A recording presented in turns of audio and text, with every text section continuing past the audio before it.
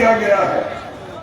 कंडिका 10 के मुताबिक और India Muslim personal law board एवं हुमायत शरिया के आह्वान पे एक दिवसीय ये जो काला कानून आया उसके विरोध में आप देख सकते हैं 50,000 की भीड़ आज पटेल मैदान की धरती पे। 4 सदस्य ही मुस्लिम होंगे।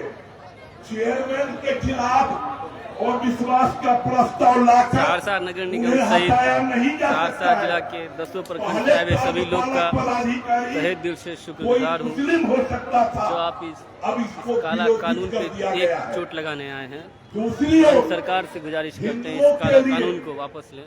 विविध कानून प्रचलन में है, जैसे Karnataka Hindu religious act, Shri Jagannath temple act, Mata Vaishno Devi shrines act, Tamil Nadu residential act, Kashi Vishwanath temple act, Sikh Gurudwara act, जो धार्मिक समुदायों की स्वायत्तता को बरकरार रखता है।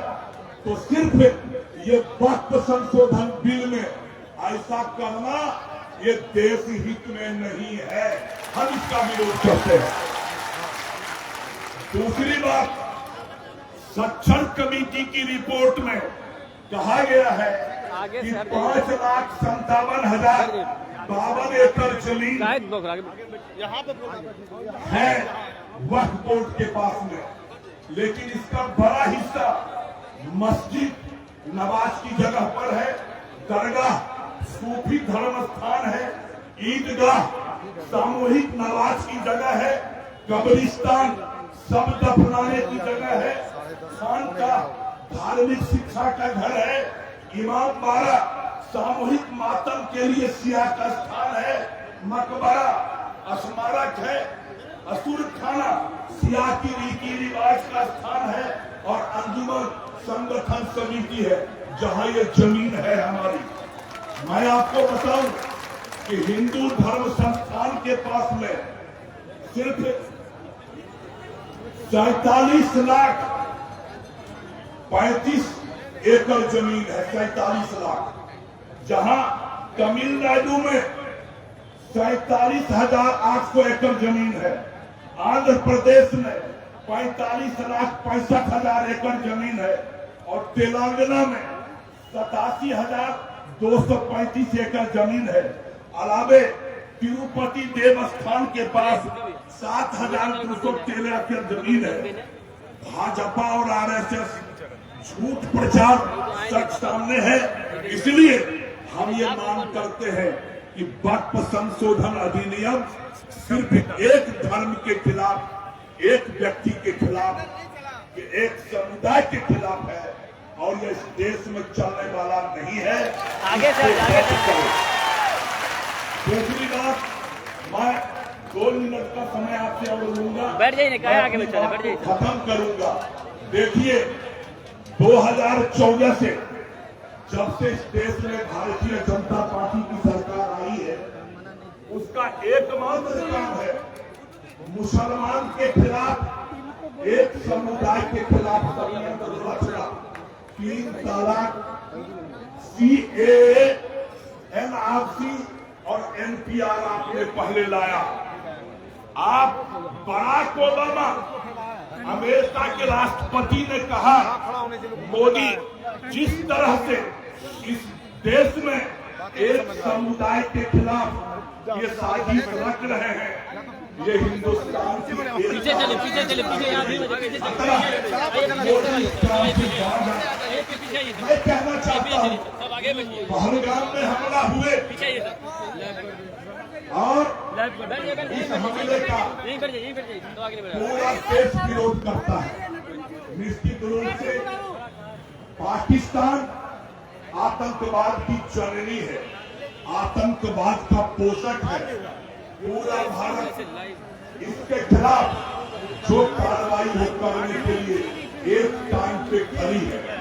जिस समय पहलगाम हमले हुए, भारत की जामा मस्जिद में दिल्ली में काला कपड़ा लगा करके, पहन करके हमारे मुसलमान भाइयों ने ईद का नमाज अदा किया और कहा हम आतंकवाद के खिलाफ हैं। देश जो कार्रवाई करे। आज भी हम लोग यहाँ पर आए हैं, काले कपड़े पहन करके आए हैं, हम विरोध कर रहे हैं। लेकिन एक सवाल तो ये मुल्क पूछना चाहता है कि जब बीजेपी की सरकार होती है तब पहलगाम हमला, अमरनाथ हमला, यात्रा पर हमला, ये अक्षरधाम में हमला, संसद पे हमला, और फिर आप ये कारगिल युद्ध क्यों होते हैं? ये सवाल तो देश पूछना चाहता है मोदी जी आपसे।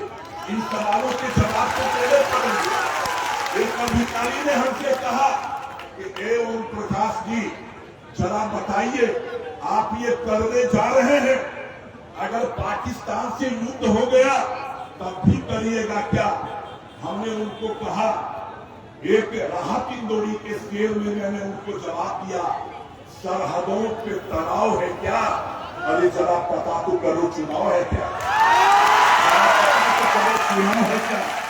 मैं आपको कहना चाहता, भाइयों, इस देश के संविधान पर खतरा है, और खतरा इस मायने से है, जब सर्वोच्च सांसद के 4 जज ने आकर के कहा कि हम आपके संविधान की हिफाजत करने में सक्षम नहीं है, आप अपने देश को बचाइए, और देश के सबसे लोकतंत्र की अदालत में आके प्रेस कॉन्फ्रेंस किया था।